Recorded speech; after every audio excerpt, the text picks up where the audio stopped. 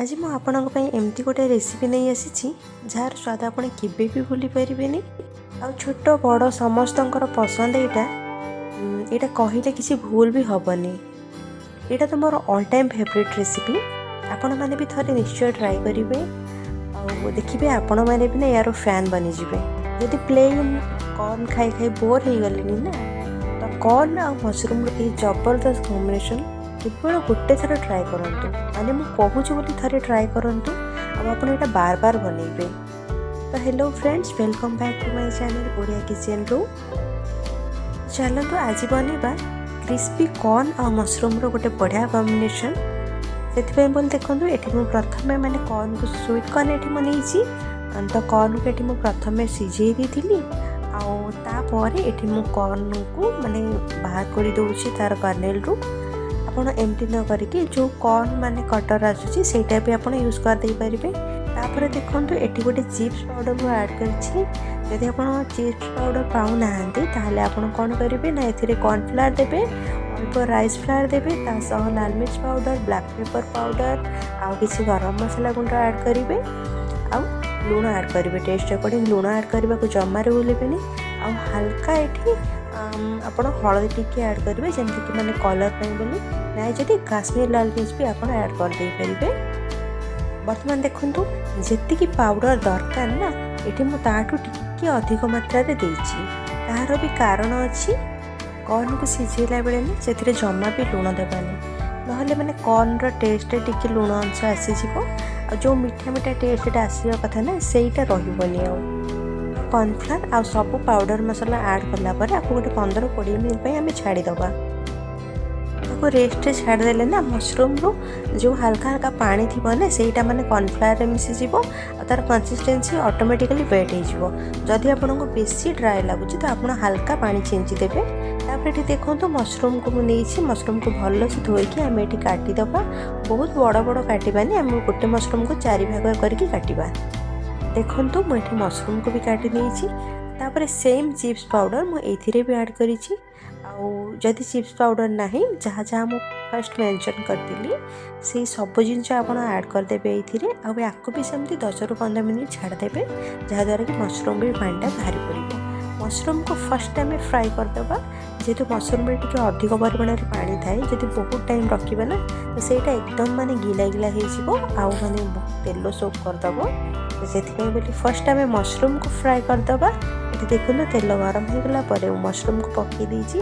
आउ एटा high flame रे ना आमे फ्राई करिबा, एकदम माने क्रिस्पी हो जबा दरकार। बहुत अधिक टाइम करबानी, नहले मशरूम रो सारा मॉइस्चर जेते बळे माने सुखी जबो ना सेटा पूरा ड्राई हो जबो। तो सेमती न करिकी हाई फ्लेम रे एटा को फ्राई कर दबा। तापर देखंतु मशरूम रो फ्राई हो जाइतिला। एठी मु स्वीट कॉर्न को फ्राई कर दोछि। एठी कॉर्न पकेला बेले भी आमे थर करे माने बहुत सारा कॉर्न दबानी। जेति कि माने करी फ्री रे धरुची ना, आमे सेति कि कॉर्न दबा। आउ सेति कि कॉर्न देला पर एटा को संगे संगे उल्टेबानी, नहले हमर जो कॉर्नफ्लावर वगैरह सब देछि सेटा झड़ी जिवो। टिके फर्स्ट से सेट हे जाऊ, माने तेल रे फ्राई हेले टाइम रे सेट हे गला पर आमे ताको एपड़ सेपड़ उल्टे करके फ्राई करिबा। वर्तमान देखंतु हमर कॉर्न बहुत बढ़िया से फ्राई है। आपण माने कॉर्न मार्क करछन ना, गोटे गोटे कॉर्न रे ना बहुत बढ़िया से माने कोटिंग आसी जाइछि। और एमती हेले ना कॉर्न रे टोटल तेलो सोक होबनी नाइ। जदि एठी जदि कॉर्नफ्लावर वगैरह कम हे जिवो तेलो सोक हे जिवो। तापर एठी देखंतु मु तड़का दबा पई बोली एठी पियाज, तापर रसुण आउ एठी मु स्प्रिंग अनियन नेछि। वर्तमान गोटे वॉक रे तेल गरम कर देइथिली, तापर कंचा लंका फुटै देइथिली। एठी गोटे चाइनीज वॉक मु नेछि, आपण करेई रे भी बनै दे परिबे, सेमती किछि नै, किंतु वॉक रे टिके माने फ्लेवर बहुत बढ़िया से एनहांस हे आसे। एठी देखंतु माने जेतळ वॉक गरम हे जाइतिला मु तेल देइथिली, तापर रसुण ऐड करथिली। एठी मु कड़ी पत्ता ऐड करछि आउ ग्रीन चिली ऐड करछि। ए सब को टिके भलो से हमें भाजी दबा। रसुण रो बहुत बढ़िया जेतळ अरोमा आसे जिवो, माने बहुत माने भाजीबानी हमें टिके जस्ट हल्का फ्राई कर देला पर एठी पियाज आउ ग्रीन अनियन पके दबा।